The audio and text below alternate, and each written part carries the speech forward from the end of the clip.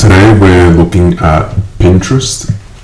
Recently, Elliot Management, the activist fund, invested $1 billion into the company, and the stock price has been quite volatile. And as usual, what I've done is I've leveraged Claude AI to help me with grabbing the financials. But after completing that, I started looking into the annual report just to get a better understanding of the company itself, as well as the key operating metrics that needed to be built into the model. Overall, a very interesting structure that was done by Elliot. And as you can see here, it's quite interesting that a lot of the users are actually from the rest of the world and not from the US, Canada, or Europe. And so from where I'm at in the world, Pinterest isn't that big of a thing globally, but from my understanding, it is something that is quite popular in the States, or I guess Western countries. And then when you're looking at the monetization metrics that were disclosed, really quarterly revenue has increased, but not that much. But yeah, this was the interesting chart here where US Canada didn't have that many users, but they accounted for most of the revenue. And there's a big drop off between US Canada, Europe, and rest of the world. And it really just shows that there's a large amount of people who are using this platform. However, the company hasn't been able to monetize all of that, which is probably why they've hired a bunch of new senior executive leadership personnel in the past month or two, on top of the backstory of using AI to improve their competitive moat and reduce cost. So there's quite a few moving pieces in this company. And then looking at the financials, you can see that cost of revenue is not that high, but when you look at the other items like sales and marketing, research, and even interest income, they're quite unusual items. And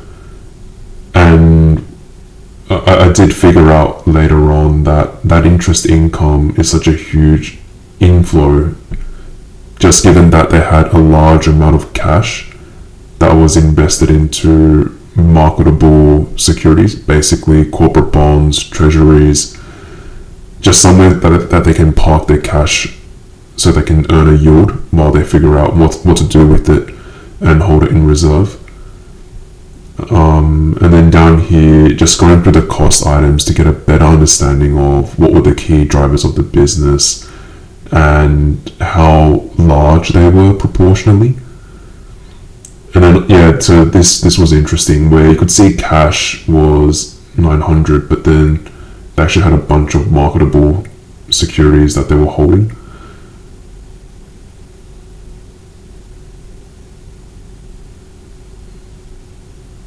And then down here, I was scrolling down to the cash flow.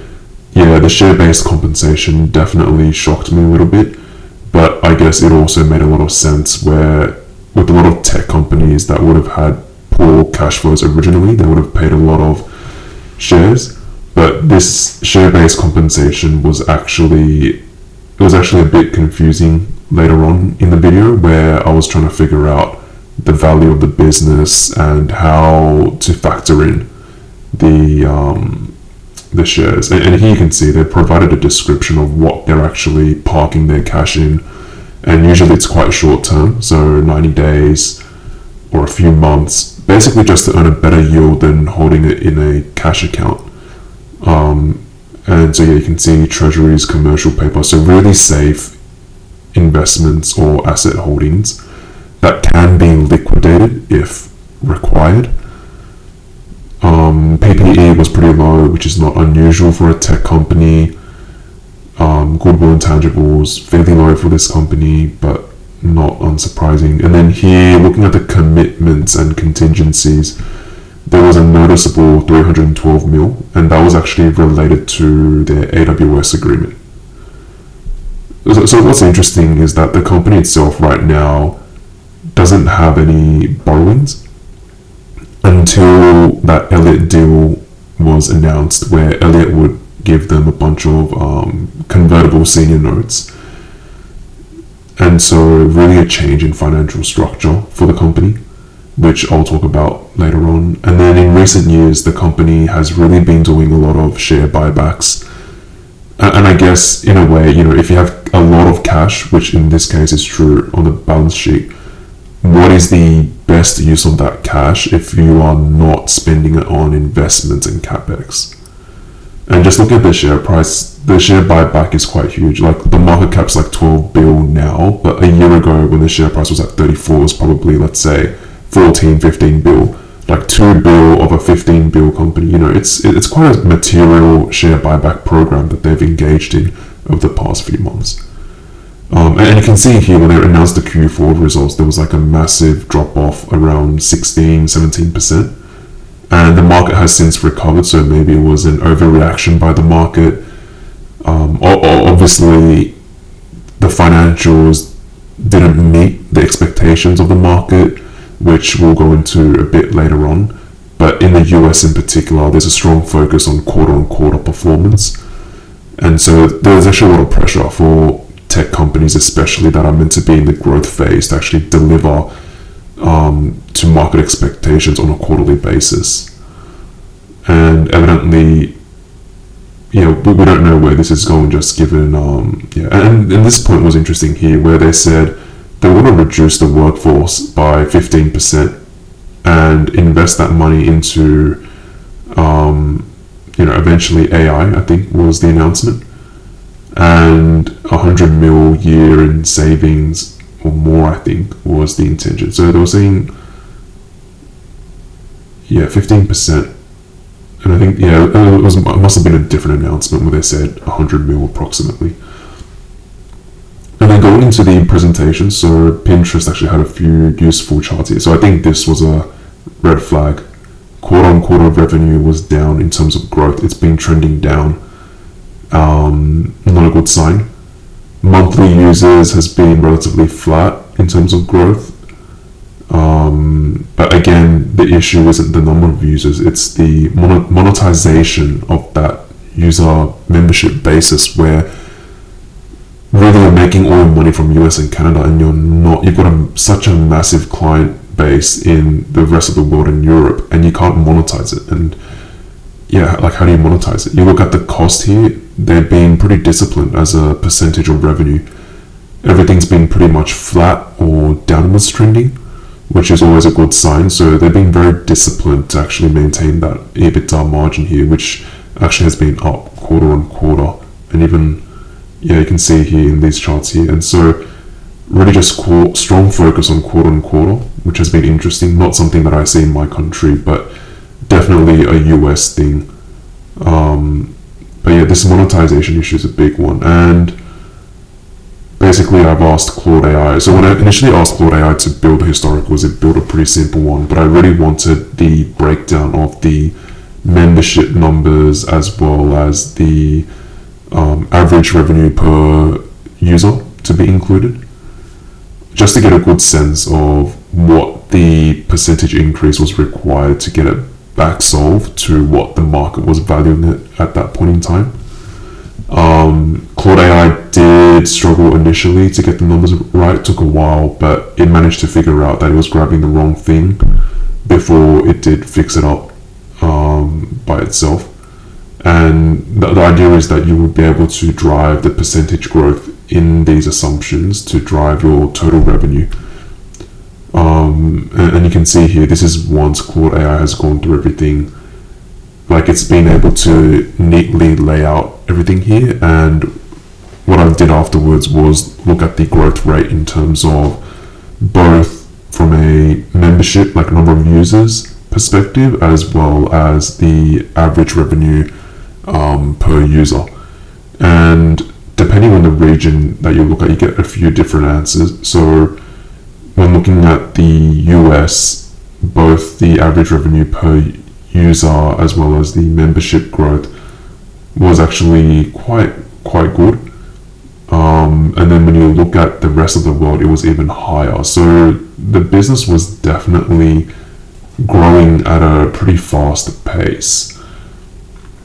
And obviously with the recent AI developments, there might have been a few negative news stories around businesses not being able to, like incumbents not being able to survive in an era where AI may be taking over the business in terms of changing the business dynamics of the industry, and the incumbent not being able to operate as well. In the case of Pinterest, there is a concern around the recent tariffs and reduced ad spending from larger clients. And then there have been, while looking online, there have been a few users who have reported that the quality of pins that have been posted on Pinterest have actually declined due to an increase in AI generated content which aren't as original, don't feel as realistic or relatable from a user perspective, and that has really destroyed the user experience. But the company itself is also investing heavily in AI to take advantage of efficiencies, but also create products and services that will attract new users. So it is in an interesting spot where it is trying to leverage AI while being impacted by AI. And here you can see I'm building out the growth assumptions to be a little bit more conservative, just to get a feel for what it looks like from a valuation point of view if you had a lower growth. And like, I know it's got a higher growth here for the rest of the world, but I just went with like a medium or a lower end growth story of like, just 5% user growth plus 5% average revenue per user, which is honestly, compounded. If you're putting 5% on both the average revenue and the user base, you're getting 1.05 times 1.05. So it is actually more than just a linear 5% in growth. And here, looking at the cost of revenue items and the R&D, sales, marketing, and general administrative expenses, they're really just percentage of revenue and just trying to keep it flat. Here, I was trying to figure out, what Claude AI had built for me to get a sense of if there was anything else that needed to be corrected or pulled from historicals. And one of the things that I was thinking about was the capex, because we know they are going to acquire a business that hasn't actually gone through the financial statements yet, but also invest in AI. So the 450 was the investment of a recent TV platform, paid commercial TV platform, and then the 50 mil is for AI investment, which they previously announced. And so just putting it through the capex to make sure it reflects the actual situation of what has been announced already to the market, the public info to the market. It was reported that they're trying to save as well 100 mil in expenses every year on an annualized rate. And so I was just looking at the expenses, trying to get a feel for how they were moving based on the Claude AI assumptions.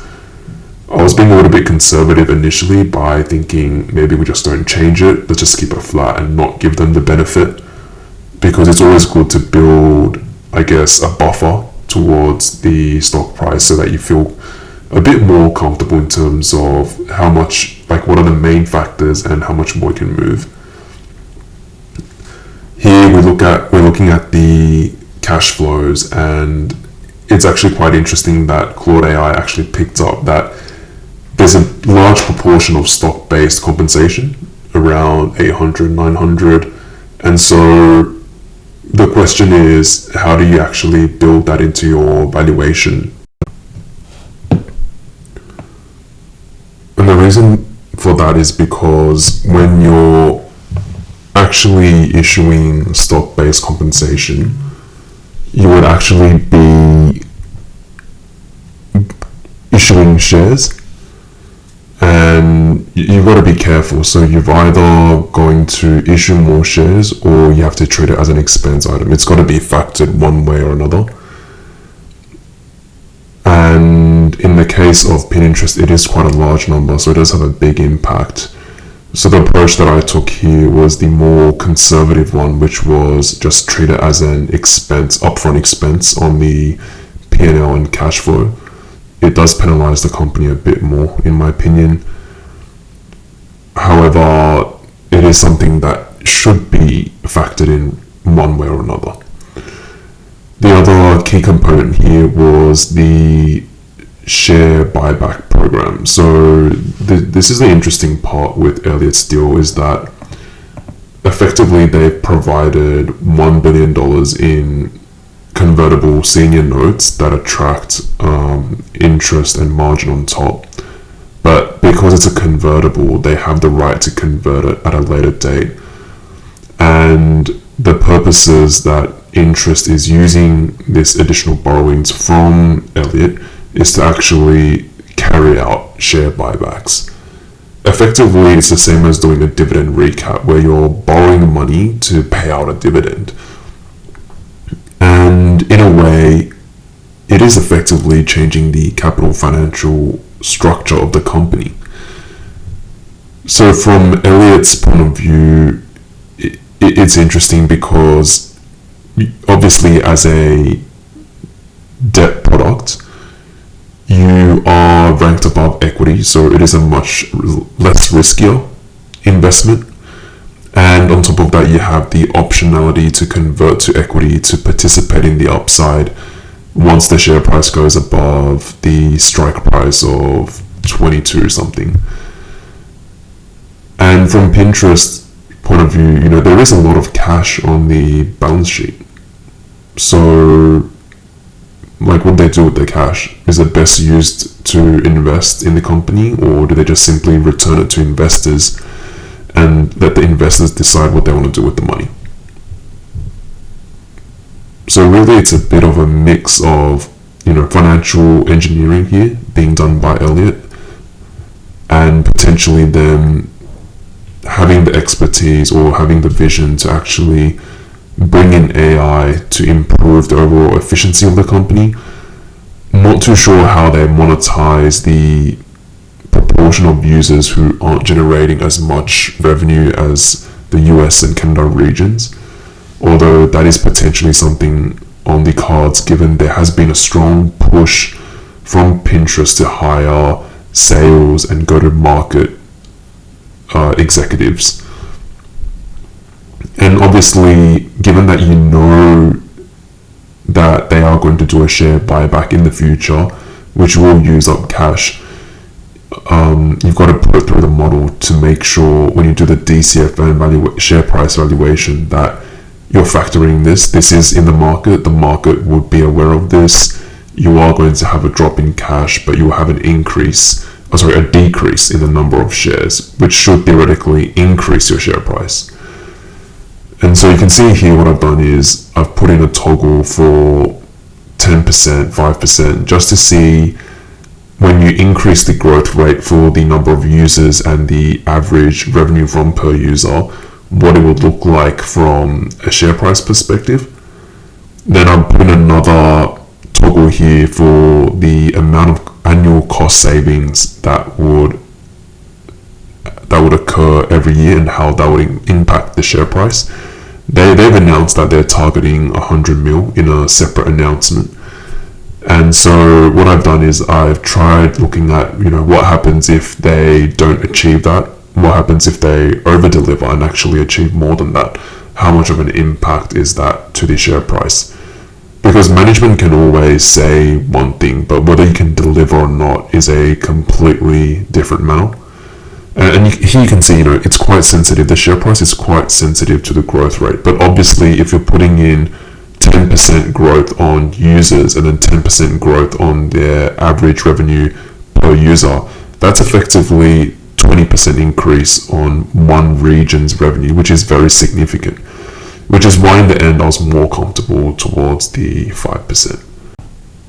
But overall, very interesting strategy by Elliot, effectively lending Pinterest money to go and buy shares to try and increase the share price through a reduction of number of shares.